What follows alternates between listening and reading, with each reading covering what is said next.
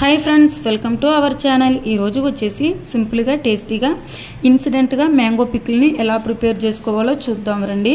ई mango पिकिल अनेदी चेयडम चाला simple अंडी अंड tasty कूडा चाला अंटे चाला बागुंटुंदंडी। इप्पुडु ई मैंगो पिकिल चेसे प्रासेस एंटो चूद्दाम रंडी। ముందుగా అయితే మీడియం సైజు మామిడికాయ అయితే ఒక రెండు మామిడికాయ అయితే తీసుకున్నానండి।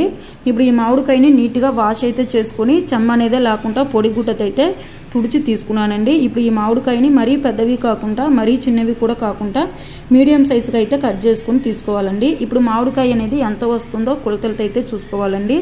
నాకైతే 2 కప్పు మామిడికాయ అయితే వచ్చిందండి। ఇప్పుడు మామిడికాయకి ఉప్పు కారం అనేది కరెక్ట్ గా వేసుకుంటేనే పచ్చడి అనేది బాగుంటుందండి। ఇప్పుడు ప్యాన్ లకి ఒక హాఫ్ టేబుల్ స్పూన్ పాటు మెంతులు 1 టేబుల్ స్పూన్ పాటు ఆవాలు వేసుకొని ఈ ఆవాలు మెంతులనే బాగా లో ఫ్లేమ్ లో అయితే పెట్టుకొని బాగా ఫ్రై చేయాలండి।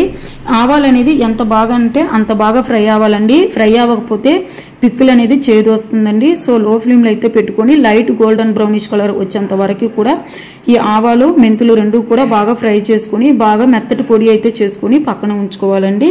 ఇప్పుడు ప్యాన్ లకి తగినంత ఆయిల్ అయితే వేసుకొని ఆయిల్ అనేది బాగా హీట్ అవ్వాలండి।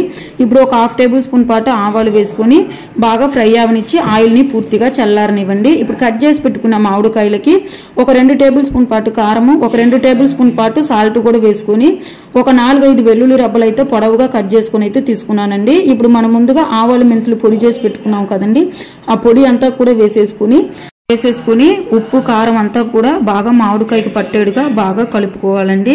ఈ విధంగా బాగా కలుపుకొని ఒక 10 నిమిషాల పాటు పక్కన ఉంచండి। అప్పుడే మామిడికాయకి ఉప్పు కారం అనేది బాగా పడుతుందండి।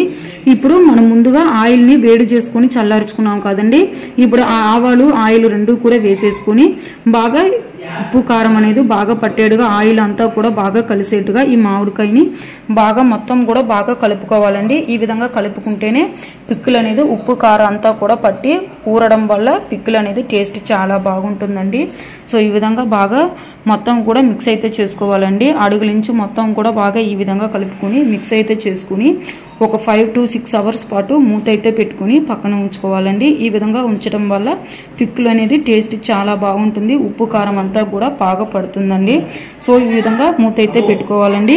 అవర్స్ తర్వాత ఓపెన్ చేసుకొని చూస్తే ఉప్పు కారం అంతా కూడా బాగా ఆయిల్ మొత్తం కూడా పికిల్కు బాగా పట్టి బాగా ఊరిపోయి ఉంటుందండి।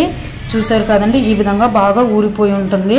ఇప్పుడు పెరుగన్నంలకైనా సాంబార్ రైస్లకైనా పప్పులకైనా రసంలకైనా దేంట్లకైనా అండి టేస్ట్ అనేది చాలా అంటే చాలా బాగుంటుందండి। సో తప్పకుండా ఈ విధంగా ట్రై చేసి ఎలా వచ్చిందో కామెంట్ చేయండి।